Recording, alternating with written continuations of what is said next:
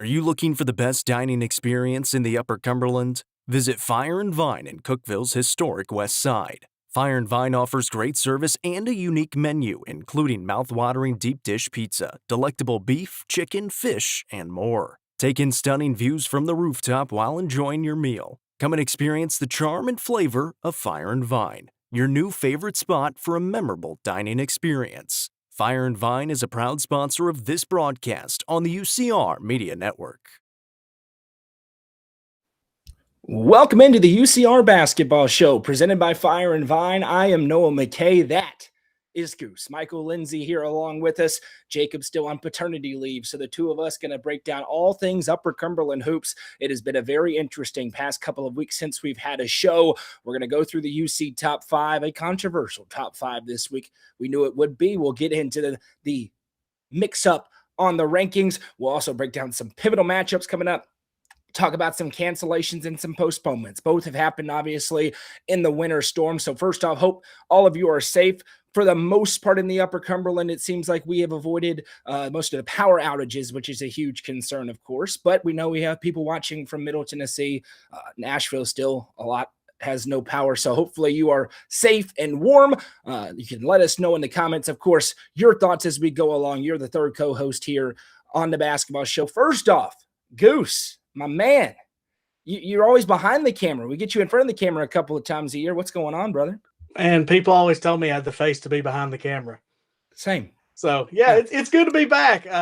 You can only gather so much just watching streams and listening and checking scores. It's good to actually be back in some gyms, back actually laying eyes on teams and getting to see some really good action the last few weeks since I've been back. Absolutely. Well, we're going to get into everything, but first, a big thank you to all of our all-inclusive sponsors who make everything we do here at UCR possible.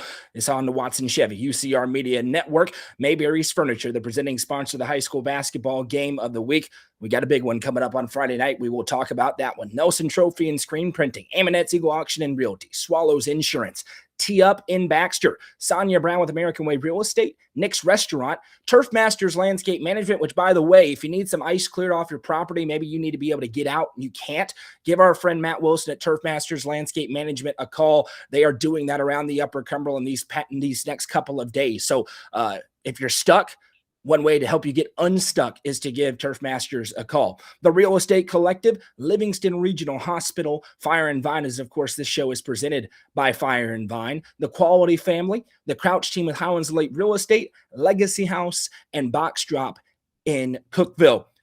All of our all-inclusive sponsors make it possible for us to be all over the place. Goose travels all across creation. So do I, to bring you the content of all these student athletes. We appreciate them for making it possible. My guy, Jonathan Aldrich, both of our guys at Jay Takes Picks on Instagram. He's tuning in. What's up, brother? Coach Michael Dodgen, speaking of the game of the week, we're going to talk a lot about his White County Warriorettes. He is tuning in. Let's get right to it. Speaking of the White County Warriorettes, let's get to the basketball top five, the UC top five.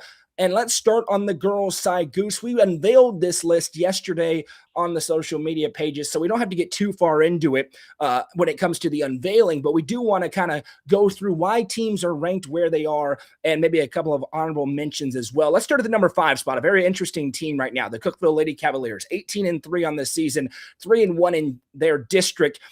Saw what maybe the most impressive streak going in the Upper Cumberland came to an end last Tuesday. 53 consecutive home victories for Cookeville. They fell against a very good Coffee County team, and then also fell in that nail biter that you were at against York. So we'll get your thoughts on that. But for Cookeville, playing without Charlie Roby right now, she just signed with Johnson University, twisted her ankle against Knoxville Catholic. Hope to get her back at some point, but obviously a big loss. She is one of the best point guards in the entire Upper Cumberland and beyond, really, in this state, Goose. Right now, Cookeville, they've slid a little bit to this 5 spot, but I think we all know once they get back to 100%, this is a team that's as good as anybody in the Upper Cumberland and certainly as good as anybody in Class 4A. Yeah, this is a top-level 4A program that's been to the state, multiple times the last few years, and that winning streak, it didn't just come against slouches, right? You're playing 4A district games, your non-district games are really good competition. The second loss in this 2-game losing streak, they go to York Institute. And Coach Gillis has told me before, it's like, we want to be challenged. We want to play tough opponents. We don't care where we play them. And so, yeah, this Cookeville group, I was at that York game. It's like they couldn't ever really get in a flow in a rhythm. The whole game, and credit to York, that's kind of what they want to do to you, right? They don't want you to feel comfortable at all. They want it to feel ugly, murky, just you got to fight and claw for every basket, and that's what that game was. And when you're missing a guard like Charlie Roby, you can see the ripple effects from that with this Cookeville group, and certainly not pressing the panic button on them. It's 2 losses to 2 really good teams, and but they need to obviously get their footing back to them. It gets no easier in their district and region when postseason play gets here. Yeah, absolutely. And I think, Charlie Roby's the kind of player that maybe doesn't catch the headlines because she's not a 25 point per game scorer, but she's so critical for them when it comes to running their offense, distributing to these great players, Allie Gillis, Carolee Gilbert, the list goes on, but she is such a key cog. And then defensively, she's one of the best defenders in the classification. So I think you've seen them still be a very good basketball team, but that flow, it doesn't shock me that they haven't had it as much without her in. Now, the good news is they're still battling with great teams.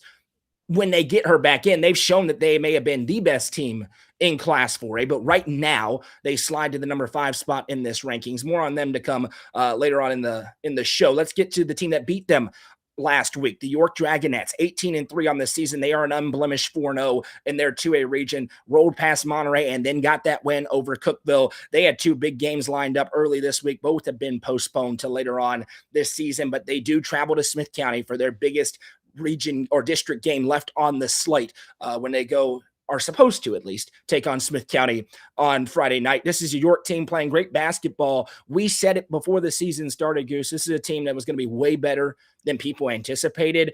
This is a force, the number 1 ranked team in the state right now in Class 2A, and they are a legit championship contender right now under Michael Green. And congratulations to him, just welcoming a baby, just like everybody else has. And they did it without him even on the bench against Cookeville last week. Yeah, you'll have to forgive me which Monday twin was standing and which one was sitting. But yeah, coach, one of the Monday twins was head coaching him, and you want to talk about composure. Hey, you're going up against Jamie Gillis, a good Cookeville program, didn't blink, just shot for shot with them, on the whiteboard. That was good to see. Yeah, this York group, people think, it's essentially last year's group that they had before Reese came back. And what were they, like 14-3 before she came back last year? So yeah, this is a group that's won a lot of basketball games. I feel like all these teams on the top 5 here in the next couple honorable mentions, you can say tough schedule. York has stared a tough schedule in the eye and hasn't blinked. They're trying to play White County, weather permitting. So let's play Stone, weather permitting. You just played Cookeville.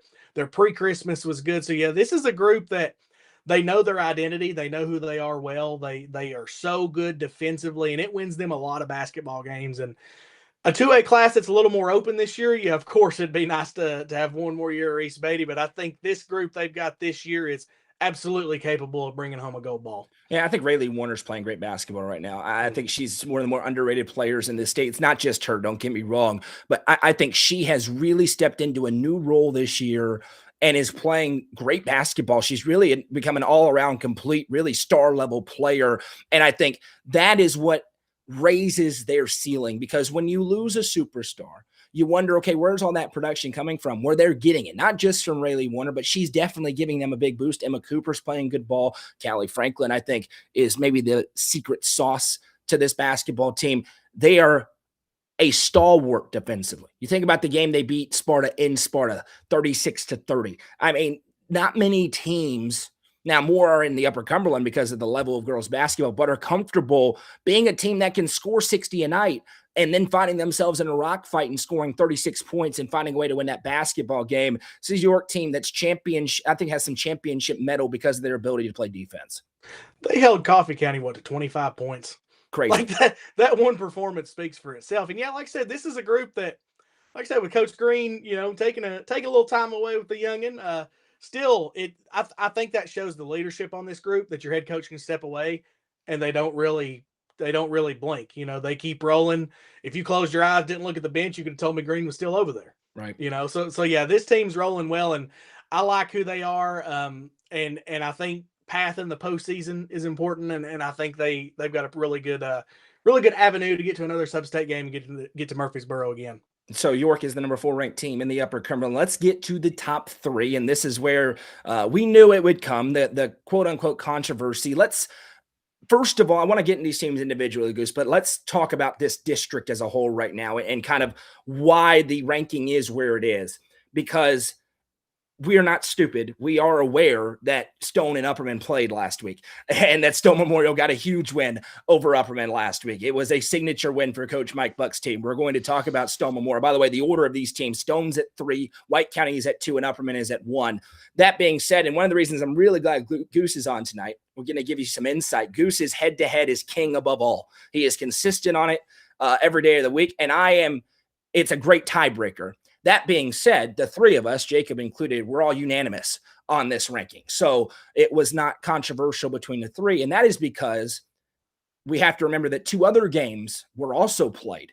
White County beat Stone Memorial by double digits. Upperman beat White County at home. All 3 teams held serve in their home gym. So for us to just say, hey, Stone Memorial at number 1. Now listen, you can have Stone Memorial number 1. I'm not going to say that's an incorrect ranking, but for us to just do that because of a head-to-head last week would be to throw away the other head-to-heads which have happened in this district. It would discount White County's head-to-head win over Stone Memorial, and it would discount Upperman's head-to-head win over White County. So with that being said, the 3 teams stay in the order that they were before this week, and now they go 1, 2, 3 on this list.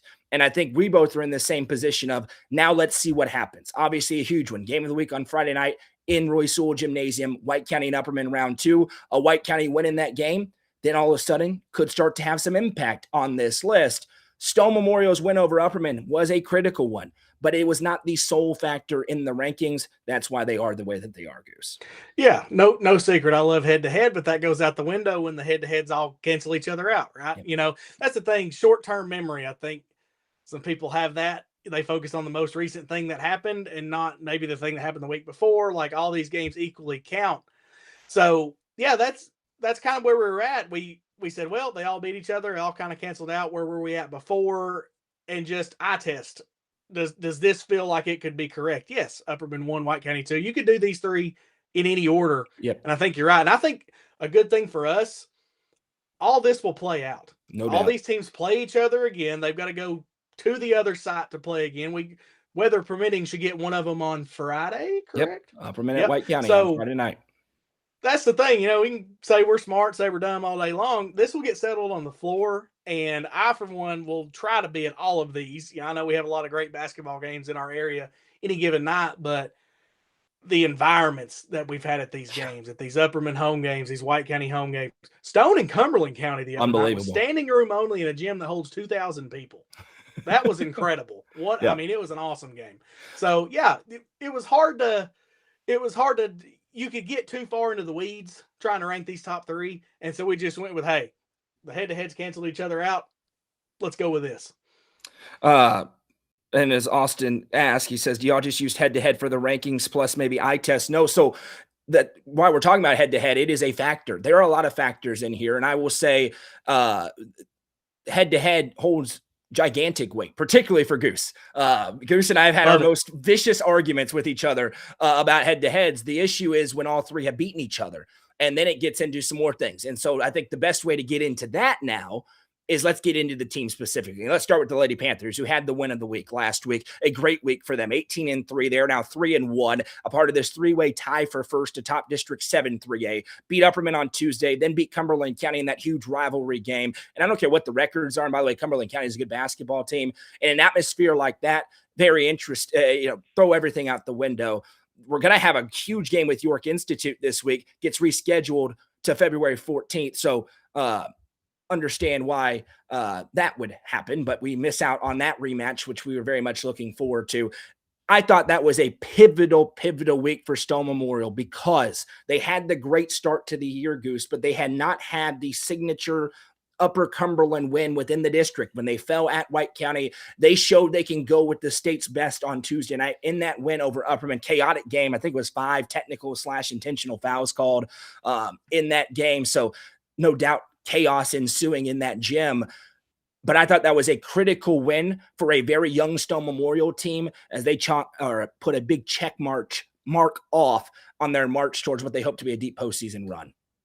Yeah, this is a Stone group coming into the year. We all said, hey, they're going to be fun. They're going to be up and down. They're going to be fast, but they're really young. Yep. This last 5 days, they've played like a senior-led, senior old group. Lexi Clark grew up fast. Ashley Wittenberg is an experienced senior, and beating Upperman, period. I don't care how you did it. Yep. That's an Upperman team that they ain't lost 10 district games since I've been in the Upper Cumberland, period. So and to win that Cumberland County game, they were down 9 in the first half. Cumberland's got a D1 caliber guard in Sydney Wellhite. That's a group that they don't get phased. You know what I mean? They haven't really been phased. Like even when White County beat them, that wasn't a deer in the headlights. Oh my God, that's just how good White County is. White County was able to just kind of get away from them. So yeah, like you said, a Stone group that grew up fast during the season and won 2 just absolute haymaker games in back-to-back nights. Yeah, I agree with you. And I think you mentioned the name Ashley Wittenberg, I think has been pivotal for this team. She went nuclear against Smith County last weekend, hit a ton of threes.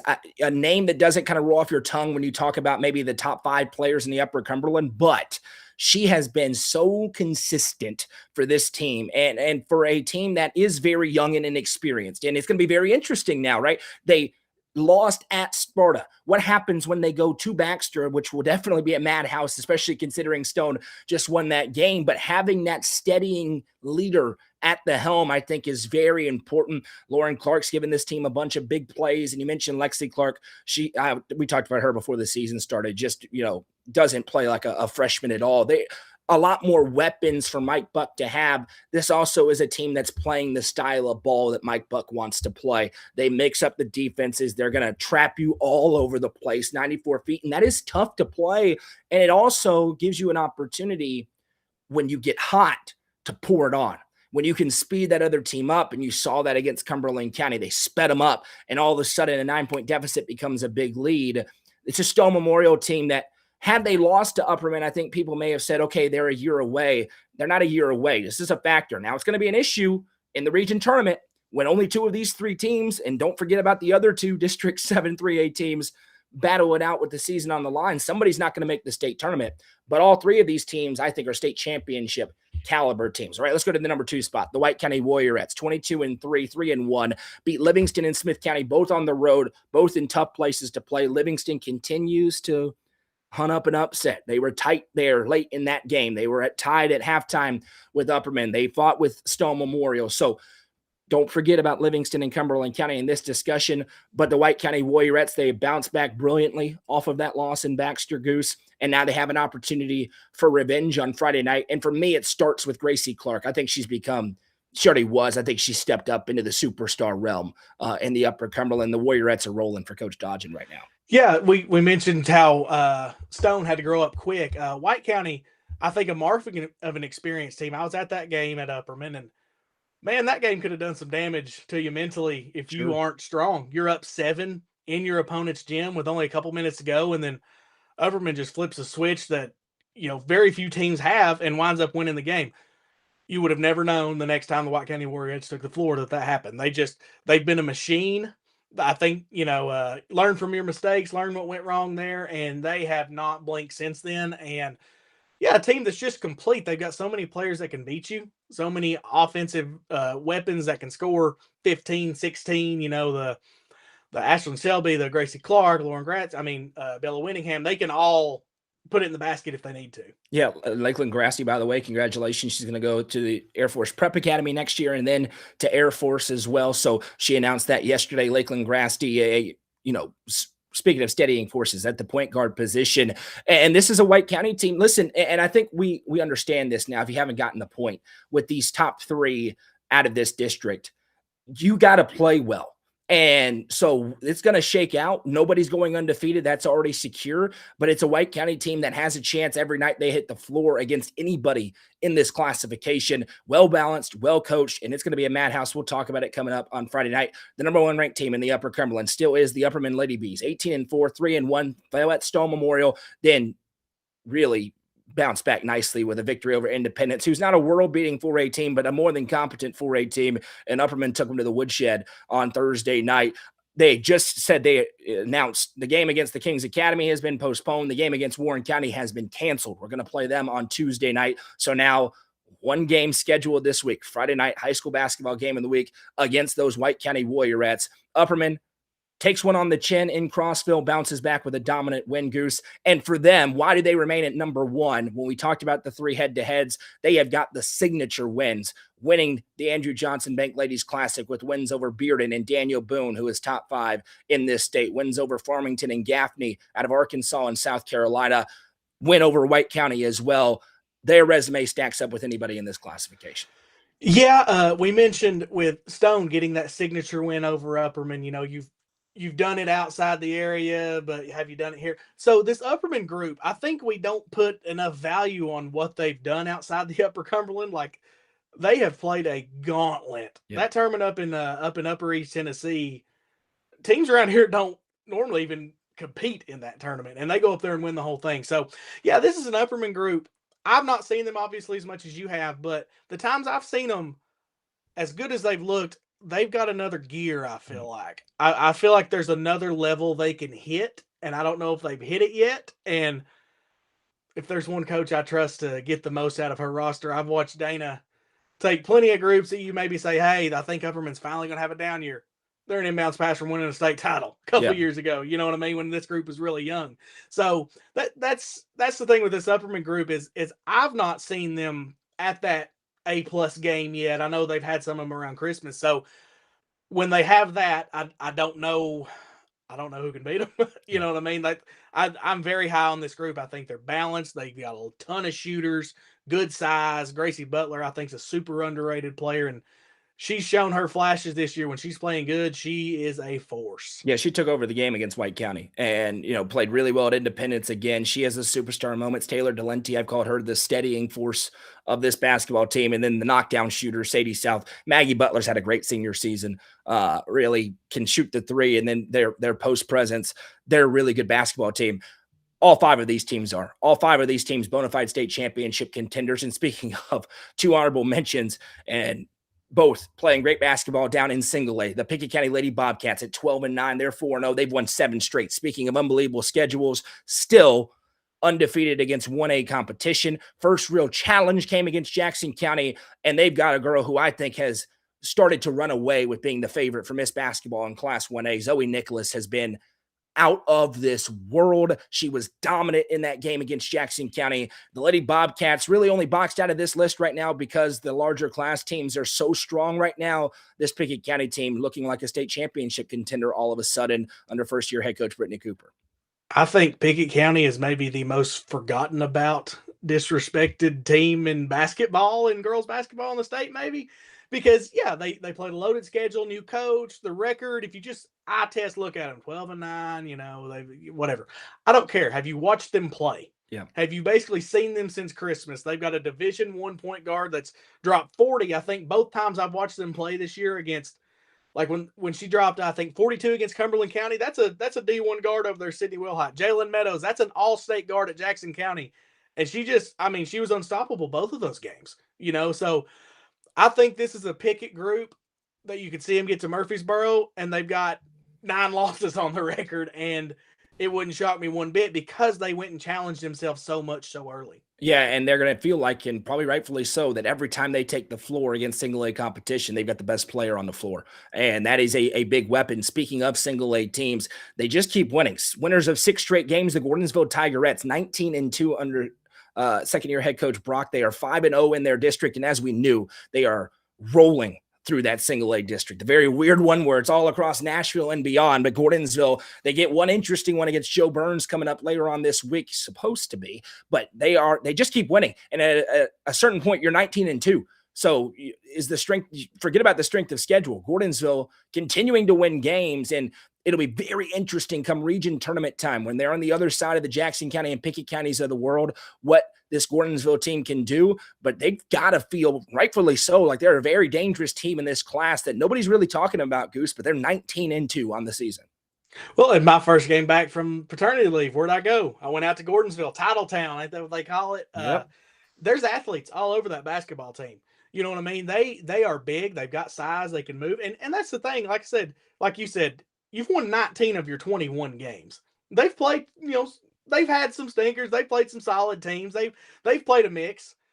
at some point, they just know how to win basketball games. So when I saw them, they played Red Bull in Springs, and I'll say I don't think they played their best game. They didn't play their A-plus game. Yeah. But when it got tight, they made shots, they got stops. That's a team that I think maybe rolled in a little rusty, but when it mattered, they figured it out and they won the game. So, yeah, that's a group I'm interested to see.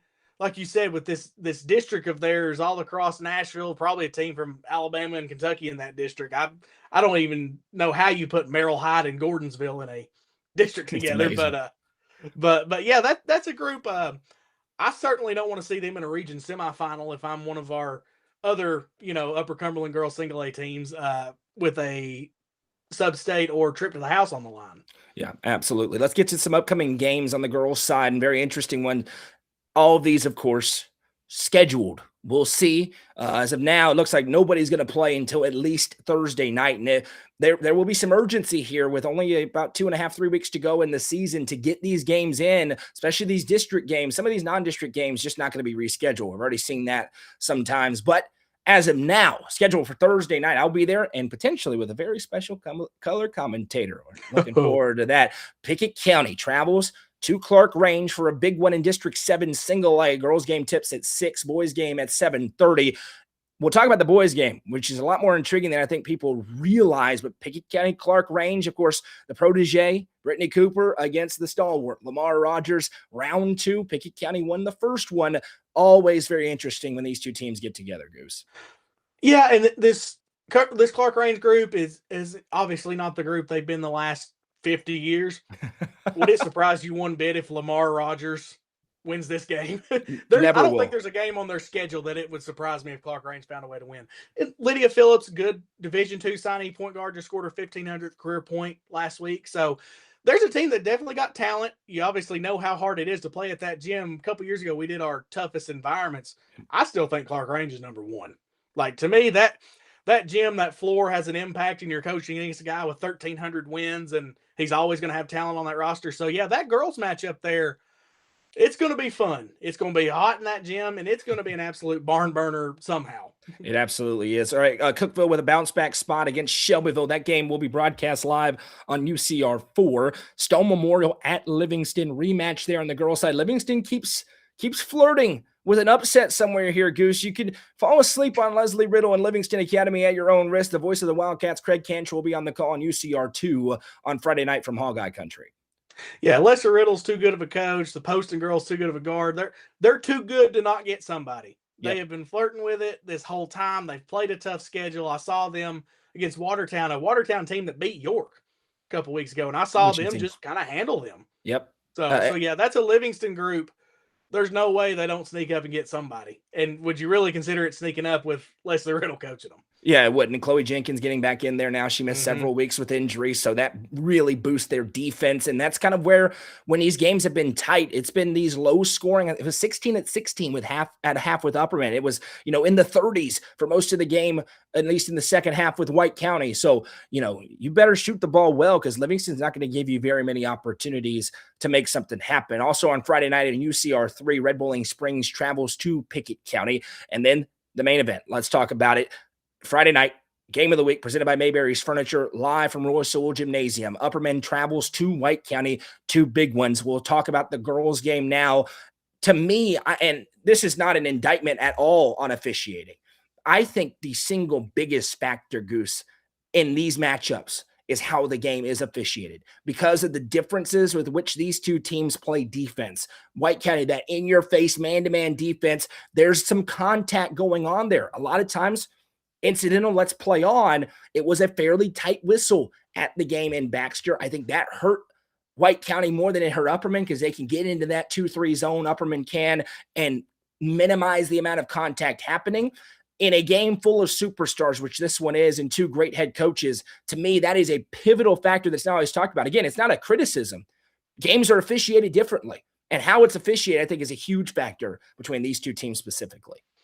Yeah, and I've noticed, when you get the top level basketball like these two obviously are, they don't foul a lot. So sometimes you see little ticky-tack stuff get called when you've won a couple possessions in a row with no foul. So I don't want to see Gracie Clark, Lakeland Gratzy. I don't want to see Gracie Butler sitting on the bench with 2 fouls in a game like this. So But when you get rolling about that conversation, you got to let them play a little bit. Yep. And you know who can't handle it when they let them play a little bit?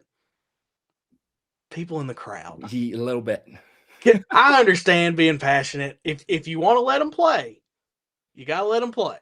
You know what I mean? So, but yeah, I think that's a huge factor. Obviously, I think max capacity rocking Sparta is maybe the loudest high school basketball gym I've ever heard.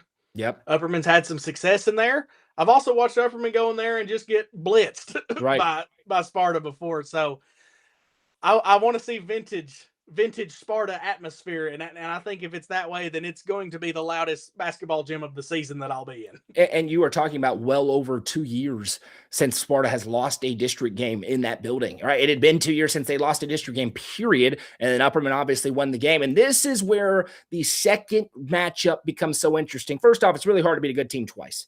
Secondly, though, if you split, your tiebreaker issue changes, right? And in an area where we're talking about tiebreakers for sure, I think we both agree on that. Yeah. And could be talking about a three-way tie. If you drop 2, so if you're White County, you find a way to win this game, you're right back in it. Right now, Upperman's half a game back. You're tied with Stone, knowing you got to go to Stone later on this season. But on the other side, if Upperman wins this game and they win the head-to-head tiebreaker because they would be 2-0, that could be huge when it comes to postseason positioning, which will be massive in this district, which will be an overwhelming favorite. No disrespect at all. It's just reality. These 3 teams will be an overwhelming favorite over anybody out of District 8 3A. So a pivotal game, I think, particularly for White County. What have I said on these broadcasts, right? I said at Jackson County, Pickett County last week, hold serve. You have to defend your home floor and then go pick one off on the road. Well, so far, these top 3 teams, everybody's held serve at home. Nobody's been able to go pick one off on the road. Upperman will try to be the first team to do that on Friday night. I'm positive it'll be a rocking gym on Friday night at Roy Sewell Gymnasium.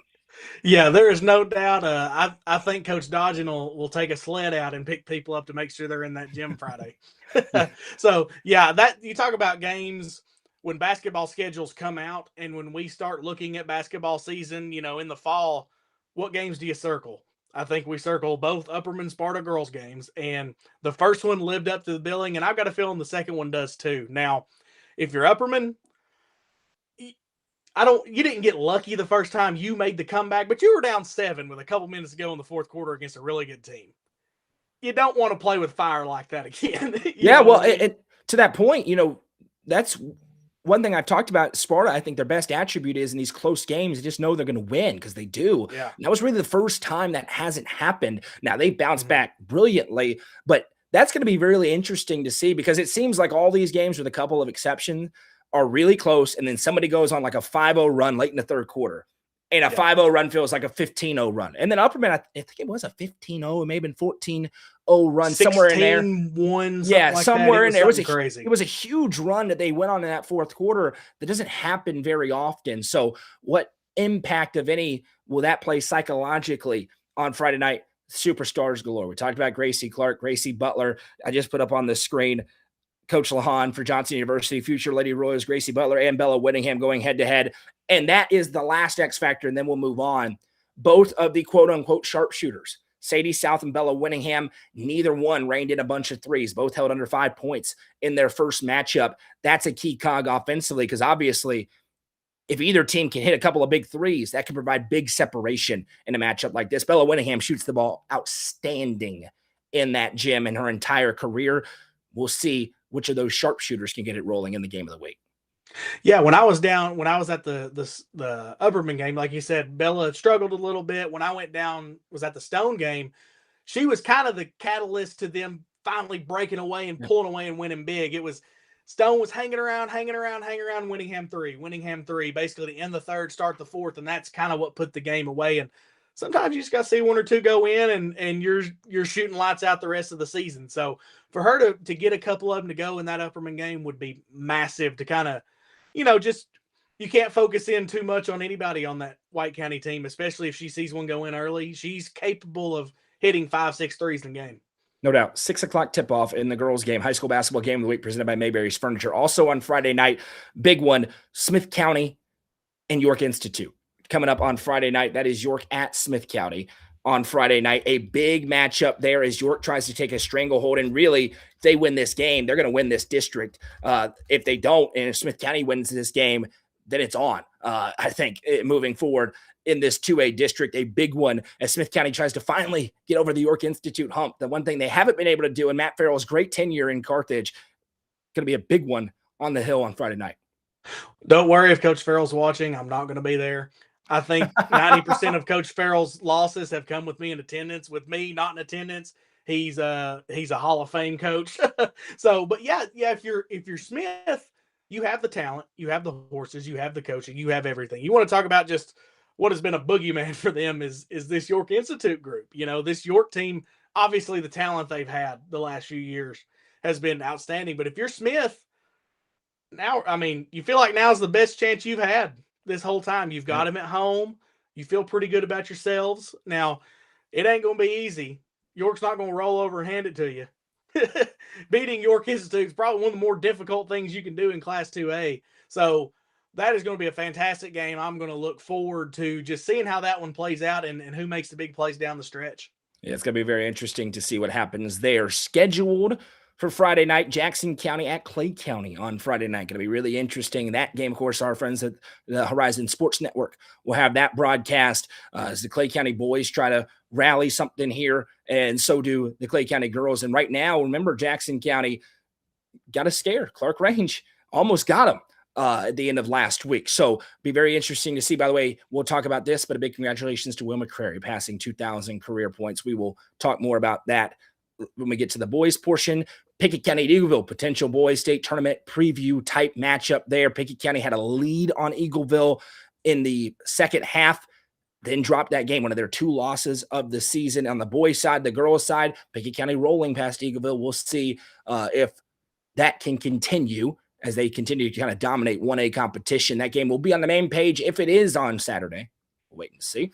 Also on Saturday, women's basketball, Little Rock at Tennessee Tech. I'll be on the call on 106.1 The Eagle.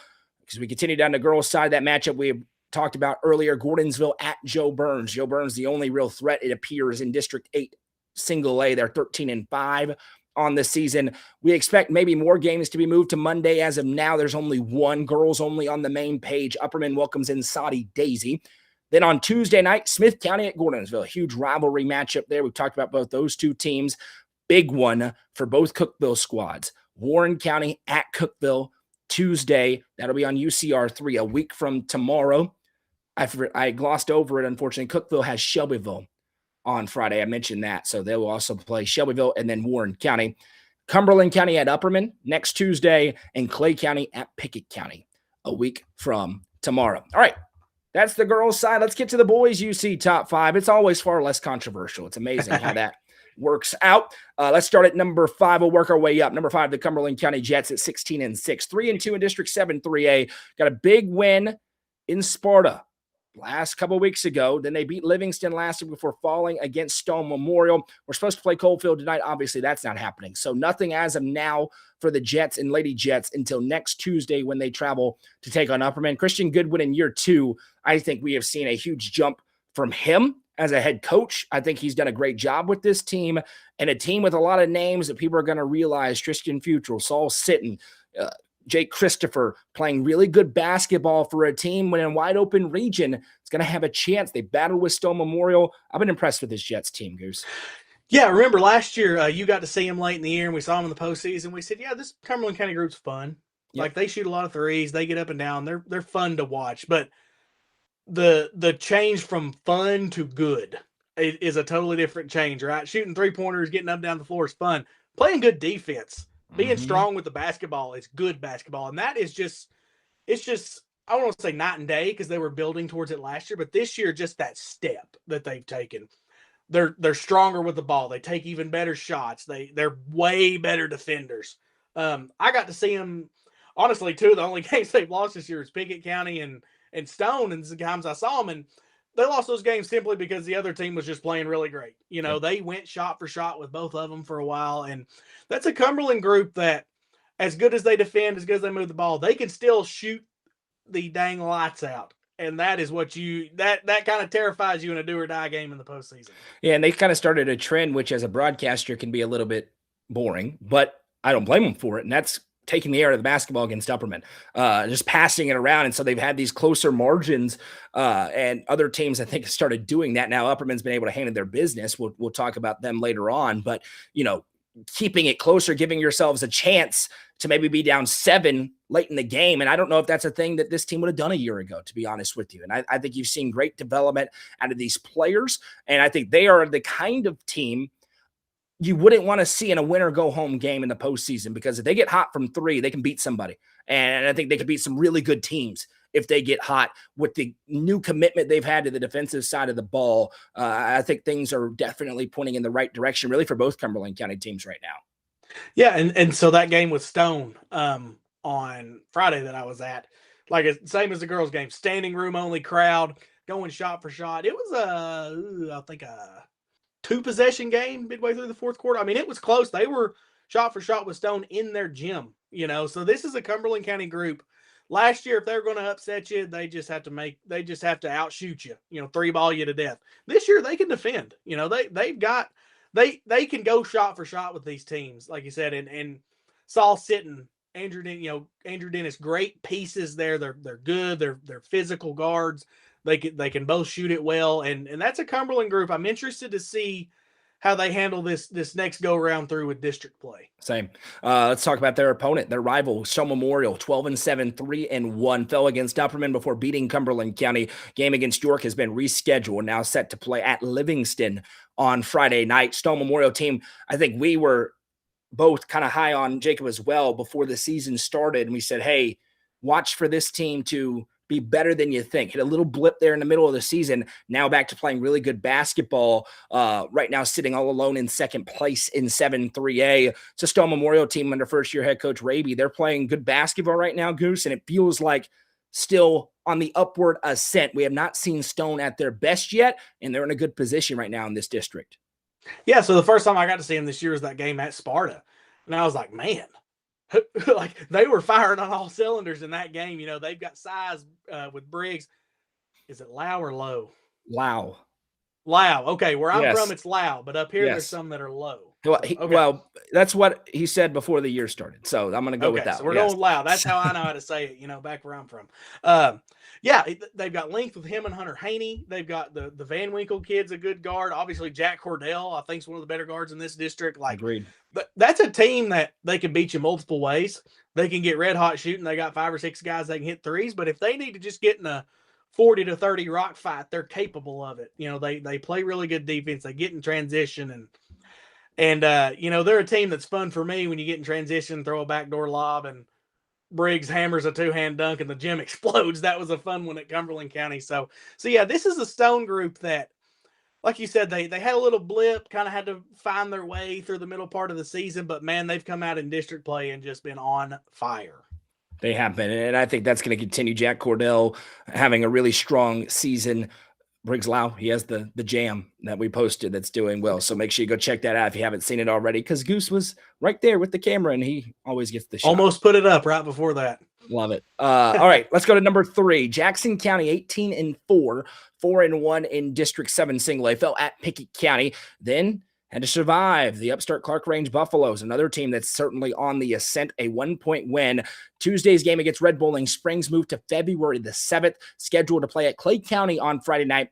Are the Blue Devils. Will McCrary, 2,000 career points. Congratulations to him. And my goodness, did they roar back in the Bobcat Den, Goose. We were both there last week's game of the week on Tuesday. They were down big and then roared back into it. Watch out. This experienced Jackson County team going to find a way to win. Ultimately, Pickett County pulls away late. But the first of what we expect to be several wars between those two teams, and Jackson County now knows they got to defend their home court in a couple of weeks when Pickett County comes to town. But maybe the team, this and maybe the number 1 spot that we know the most about and the most solid about how good they are, this Jackson County team stays right where they were at the number 3 spot. Yeah, Jackson's in an interesting spot this year. It's a spot you want to be. It's a blessing to be the hunted. You know what I mean? You're a Final Four team from 2A that dropped down to 1A this year that brought your entire roster back, So you talk about a target on your back. And yeah, that game in Byrdstown, it was 41-20 late in the third quarter. It could have got away really fast to open the fourth quarter. Pickett throws a backdoor dunk and the gym explodes. Dunks, they have that effect. But then you blink and Parker Patterson's hit a couple step back threes and suddenly it's a one possession game. So that's a Jackson County group. Not saying you go through the motions, but like when you know how good you are, when you're not hunting, when you're not chasing, it's tough to be the hunted. And you hear coaches use the cliche, the blessing in disguise. Maybe the loss isn't the worst thing for that group. Maybe they get a little edge back to them, and I'm interested to see kind of how they handle things down the stretch. Well, and the two of their 4 losses, obviously Eagleville and Pickett County, and those feel like maybe your top 3 teams, maybe with one other from out in West Tennessee in the classification, but competitive with both, and they are very much in that discussion. Speaking of that discussion, number 2, Pickett County Bobcats, winners of 14 consecutive games, 21-2 on the season, 4-0 all alone in first place in District 7 Single A. Beat Jackson County, mentioned scheduled to play now on Thursday against Clark Range, Friday at home against Red Bowling Springs. Obviously, we get to see every Pickett County game. I thought that was a seminal coming-of-age moment for this young basketball team.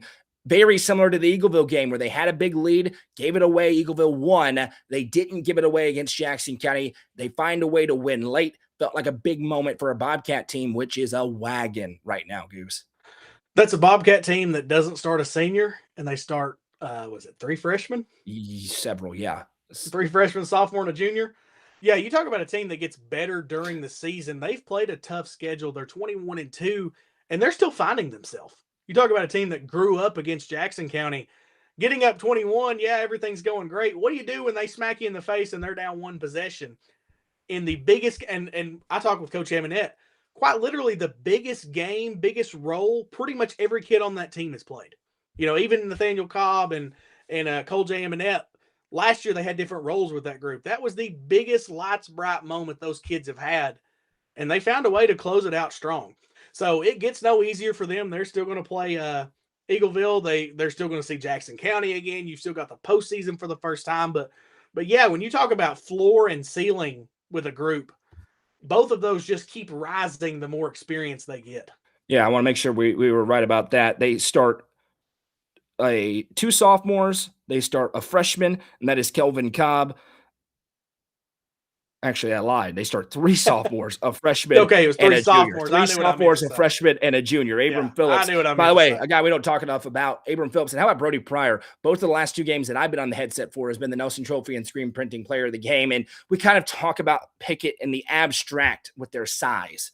And they are as long of any team in the class, no doubt about it. But Brody Pryor is that true size inside for them that can go toe-to-toe with the big post across this district and across the state and gives them a chance in there. One of those key players outside of Cole J. Amonette and Nathaniel Cobb, who rightfully are looked at, I think, as superstars, and they should be. This is a well-balanced Pickett County team, and they're well-coached. And, Lee J. Amonette, he's a first-year head coach, but nothing about him is a first-year head coach. He's been around this group, and he's been on the sidelines forever.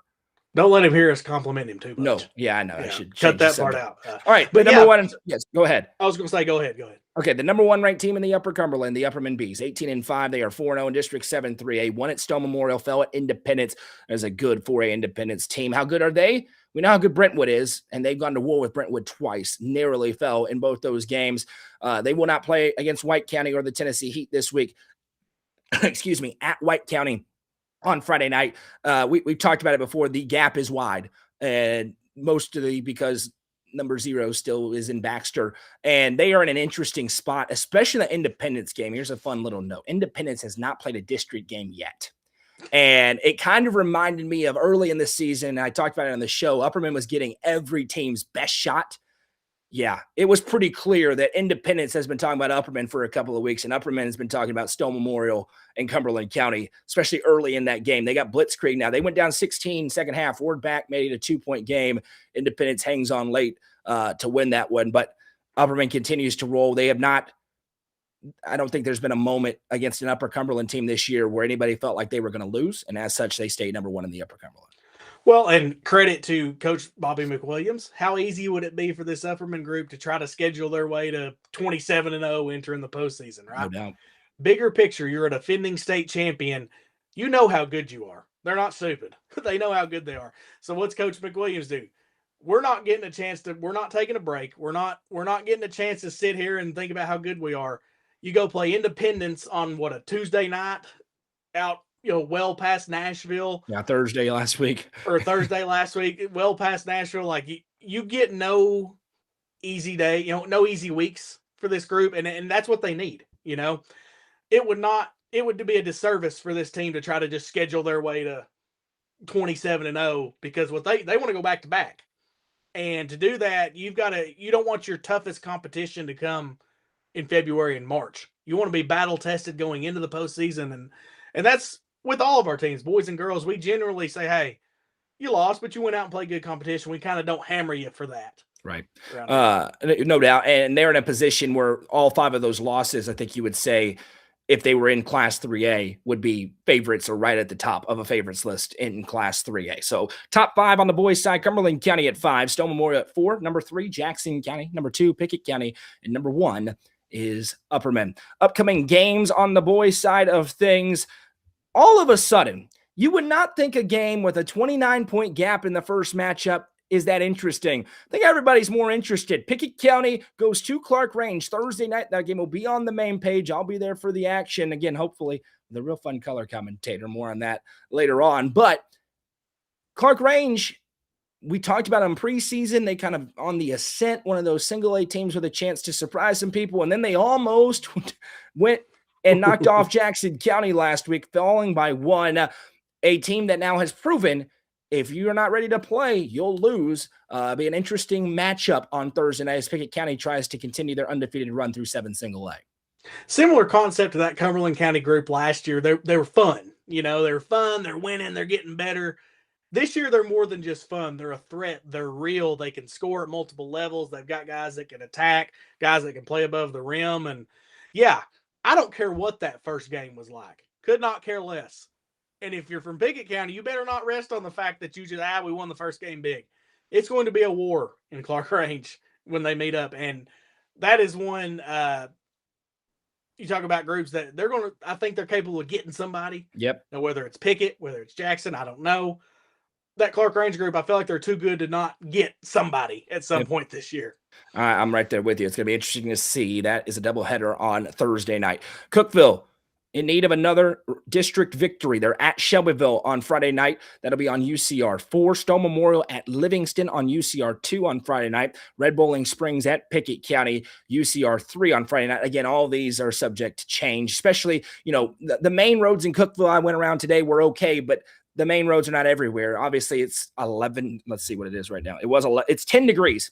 So anything wet's going to freeze, and anything that didn't see sunlight today is going to freeze. And even some places that did will stay frozen. So we understand that. If there are changes, we'll let you know, as we always do. But this is all tentative. Red Bowling Springs, Pickett County Friday on UCR 3. And then the game of the week is the second part of the doubleheader in Sparta, Upperman at White County. York at Smith County on Friday night. Jackson County at Clay County. Pickett County at Eagleville Saturday. Main page. Pivotal game there in a non-district as Pickett County tries to even the score. Had that second half lead, fell. And really a big opportunity for Pickett County to show maybe why they win there. And they probably become the number 1 ranked team in the state, Goose. That's potentially your state championship game. Both of those teams are, with respect to Jackson County, that's 2 teams that absolutely can find themselves playing that last day in the Murphy Center in March. If you're Pickett, you feel like you let the first one slip. And Coach Eminet has said, man, the way we've grown up during this season, he even talked about the Jackson County game. If we play that game in early December, I don't know if we win. I don't know if we hold off that run they make. So I'm very interested to see the growth in this Pickett County group. You get them again. Now, just because you almost had them the first time and you've got better doesn't mean Eagleville's going to roll over and just let you win. You're going to have to absolutely earn it. That is the number 1 ranked team in the classification for a reason. They've absolutely earned that ranking. They are legit. Yeah. That's one. If you're Pickett, like we said, you want to be battle tested. You want to know what you're going up against. I'm very interested to see how that game plays out. Going to be very interesting on Saturday. That game will be broadcast live on the main page if it happens. Also on Saturday, Can Tennessee Tech, we're just desperate to win a basketball game. Little Rock at Tech, men's game set to begin at 3 o'clock. That'll be at 106.1, the Eagle over with our friends at Cookeville Communications. Monday night, as of now, just one Monday game. Gordonsville at Joe Burns, very much subject to change. Smith County at Gordonsville, big rivalry matchup on Tuesday night. And then broadcast games next Tuesday, Warren County at Cookeville on UCR 3, Cumberland County at Upperman on UCR 2, and a rivalry night in Burgetown as Clay County travels to take on Pickett County Tuesday night on the main page. Some big performances this week, Goose. We wanted to highlight just a few. We will miss some, no doubt, but the ones that we got stats from, we talked about Zoe Nicholas, 42 points against Jackson County. Cole Sims, 39 points for Wright County against Livingston. Lexi Clark with a big 29-point performance against Cumberland County. Jalen Meadows, a 40-burger against Macon County. And Ty Cobb with 35 against Independence. And some achievements as well. Sydney Wilhite in the gap between shows past 1,500 career points. You mentioned somebody else with 1,500 career points. Lydia Phillips from Clark Range, and Will McCrary, 2,000 career points. The big man for Jackson County. A lot of points indeed. Congratulations to them. If you have those accomplishments, send them to us. We'll be happy to highlight them as well. I think it's 12 broadcast games in the next 6 days. Appreciate the team.